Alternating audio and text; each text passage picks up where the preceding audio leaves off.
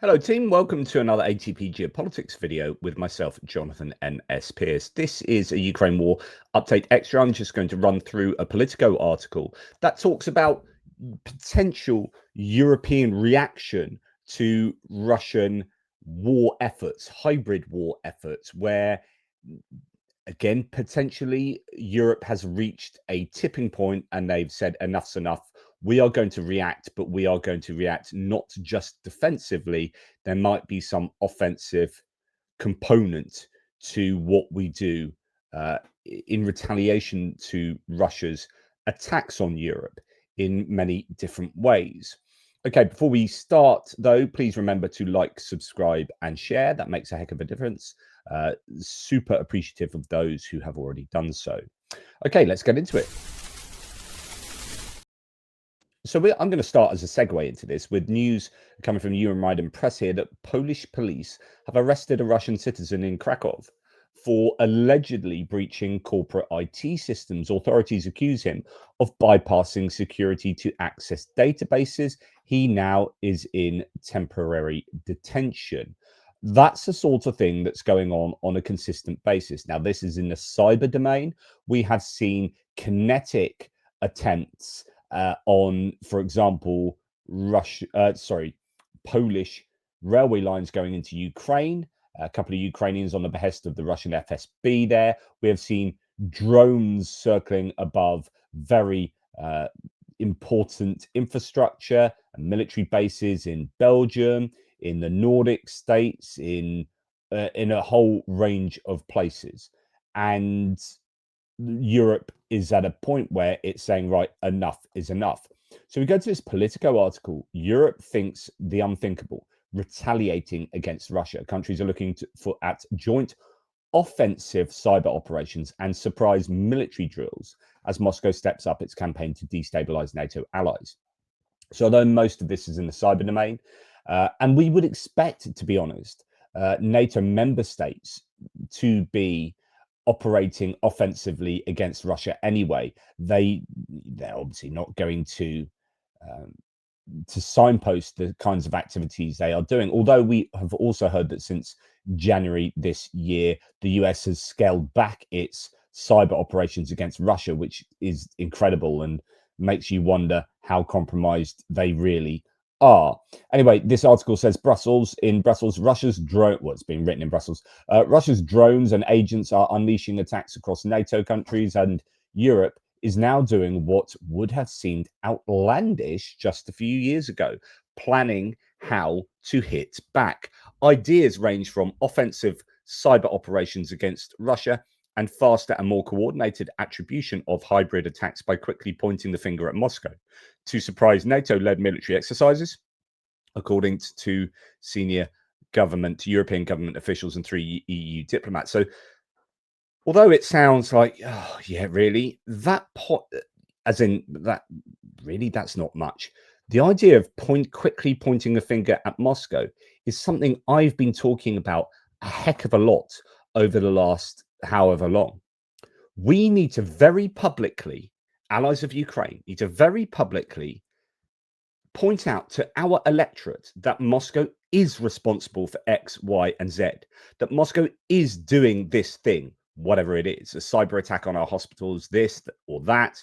We need our newspapers and our TV mainstream media news stations to be saying that was Russia, really, really obviously, explicitly, in public. Russia are the bad guys and they have been doing this and this and this.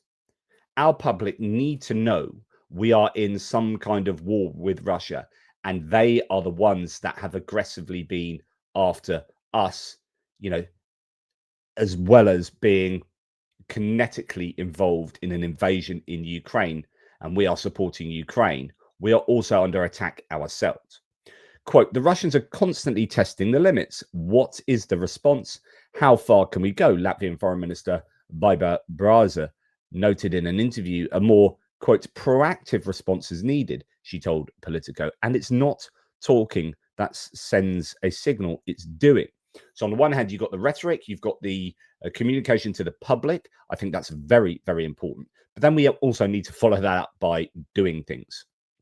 For example, the Yantar, this ship in and around UK waters recently, and not for the first time, has been raising suspicions to the point where our Minister of the Secretary of Defense, John Healey, stated, we are going to change up our behavior. We're not going to signpost it. We're not going to say in public what we're going to do or what we can do, but we're firing a shot across Russia's bow by saying the Royal Navy will be better able to deal with, say, the Yantar. And that's what we need. We need rhetoric. And in that case, it appears the ability to do things and the willingness to do things.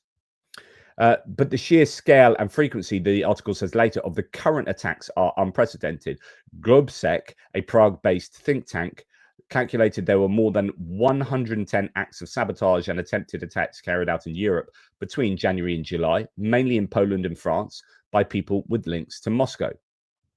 I mean, that's just an incredible scale, isn't it? And later on in the article, so far the response has been to beef up defenses. So it's been about this defensive approach, stance, posture. After Russian war drones were shot down over Poland, NATO said it would boost the alliance's drone and air defenses on its eastern flank, a call mirrored by the EU. Even that is enraging Moscow. Europeans, quote, should be afraid and tremble like dumb animals in a herd being driven to the slaughter, said Medvedev. They should soil themselves with fear, sensing their near and agonizing end. I mean, that's the rhetoric of the Russians. It's quite incredible, isn't it? And we need to be cognizant of that. We also, our populations need to know that Medvedev has said that. There is a real communication issue. I wonder if I walk down the street, how many people would know who Medvedev was, if I asked them, and whether they would know what Russia is actually doing and what their approach is, what their rhetoric is. So there needs to be a switching of gears. Frequent Russian provocations are changing the tone in European capitals, says Politico, after deploying 10,000 troops to protect Poland's critical infrastructure following the sabotage of a rail line linking Warsaw and Kiev. Polish Prime Minister Donald Tusk on Friday accused Moscow of engaging in, quote, state terrorism. After the incident, the EU's foreign policy chief Kaja Kallas said such threats posed an, quote, extreme danger to the bloc, arguing it must, quote, have a strong response to the attacks. Last week, Italian Defense Minister Guido Crosetto slammed the continent's, quote, inertia in the face of growing hybrid attacks and unveiled a 125-page plan to retaliate.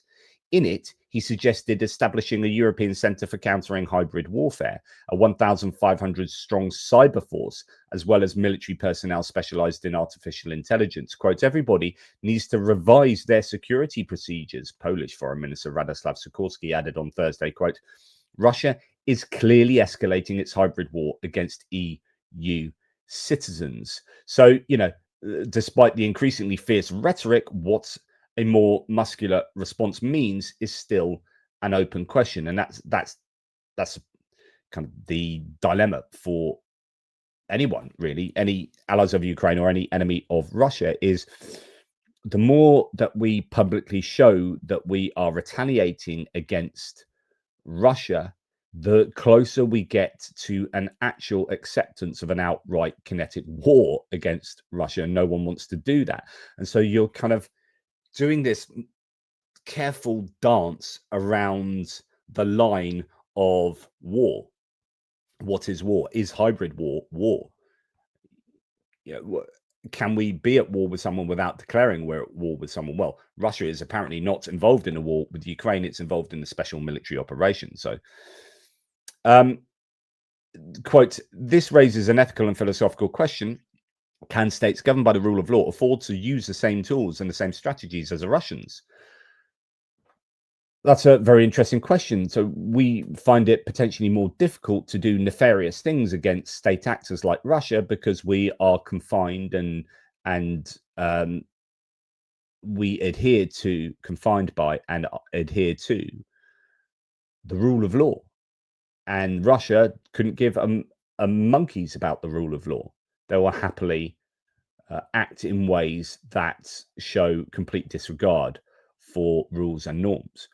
So the article finishes here, or continues here, sorry. In practice, countries could use cyber methods to target systems critical to Russia's war effort, like the Alabuga economic zone in Tatarstan in east central Russia, where Moscow is producing Shahed drones, as well as energy facilities or trains carrying weapons, said Filipa Brika, a political scientist and hybrid threat expert at the Polish Academy of Sciences. Quote, "We could attack the system and disrupt their functioning," he said. I mean, goodness me, I completely agree with that, by the way. Europe also has to figure out how to respond to Russia's large-scale misinformation campaigns with its own efforts inside the country. Amen. How long have I been talking about fighting back in the information spaces? We need to be going on the offensive inside Russia. The problem is it's a closed system and it's becoming ever more closed as they shut down the internet for their own population and create this intranet inside. That means that the country will eventually be not connected to the outside world and will be rather like a North Korea in many ways. So they can attack the outside world through their connections to the internet from inside, Kremlin departments and whatnot. But we would find it very difficult to attack it with information warfare, the population of Russia. As it says here, quote, Russian public opinion is somewhat inaccessible. We just can't access the Russian people as easily as they can access our populations because we live in free and fair democracies. Now, NATO, for its part, is a defensive organization and so is leery of offensive operations. Quite asymmetric responses are an important part of the conversation, said one NATO diplomat. But, quote, we aren't going to stoop to the same tactics as Russia. And that automatically puts NATO at a disadvantage, doesn't it? Instead, the alliance should prioritize shows of force that illustrate strength and unity, said Oana Lungescu, a former NATO spokesperson and fellow with London's Royal United Services Institute think tank. In practice, that means rapidly announcing whether Moscow is behind a hybrid attack and running a no-notice military exercises on the Russian border with Lithuania or Estonia. Meanwhile, the NATO-backed Centre of Excellence on Hybrid Threats in Helsinki, which brings together allied officials, is also, quote, providing expertise and training and drafting, quote, policies to counter those threats, said Martin ten Wolde, a senior analyst at the organisation. Quote, undoubtedly, more should be done on hybrid, said one senior NATO diplomat, including increasing collective attribution after attacks and making sure to, quote, show through various means that we pay attention and can shift assets around in a flexible way. Now, there is an element of this is there's an awful lot about, or maybe there's not an awful lot, sorry, here, as in there's a lot of nothingness here. There's a lot of fluff and rhetoric, but actually there is a recognition from people in very central positions. I mean, going back to Crosetto in Italy and others, Radoslav Sikorski and John Healey in the UK, there is definitely a recognition now that's much more formal and open that Russia are behind hybrid attacks on Europe, on allies of Ukraine, on their enemies. And we need to do something about that. And so we are seeing a ramping up of activity. We have seen NATO respond somewhat robustly during the Estonia incursions with Russian planes, and then the subsequent activity from the VKS as well that pushed NATO to actually respond and say, look, we are not going to sit by and let this happen. If push comes to shove, we will react in terms of kinetic retaliation. But there's still this dancing around that line. There's still this, for obvious reasons, not wanting to get involved in a war. And that's what Russia has over us. They can just keep pushing the envelope, keep pushing to a point where we do sort of react a bit, and then they pull back a bit, and then they wait for us to forget, and then they push again, and push again, because they don't care. They're not beholden to any kind of rules and norms. They'll push and push and push and get whatever they can from these interactions. We just need to be, I think, much stronger, but also I think we do need to be on the offensive in cyber and information domains. And hopefully, the EU is moving in the right direction. They were talking about a disinformation set up sort of department 3 years ago. I don't quite know what's happened with that. I hope there has been activity there. And Crosetto talking, in a really big report about how there needs to be a similar sort of scenario with cyber experts, tells me that actually they probably haven't done nearly enough in the last 3 years. So, there is potential, obviously lots of potential for Europe and allies of Ukraine to stand up to Russia. But when you look at what the United States has done in terms of scaling back their cyber activities concerning Russia, and pulling back potentially from forces, having American forces in Europe, there's this idea that Europe is on its own there, and they really need to be thinking about how to deal with Russia, and the threat of Russia in a more obvious, more public, and more robust way. And it looks like there are inklings of this happening, but there needs to be more, and it needs to be faster. Let me know what you think. Take care. I'll speak to you soon.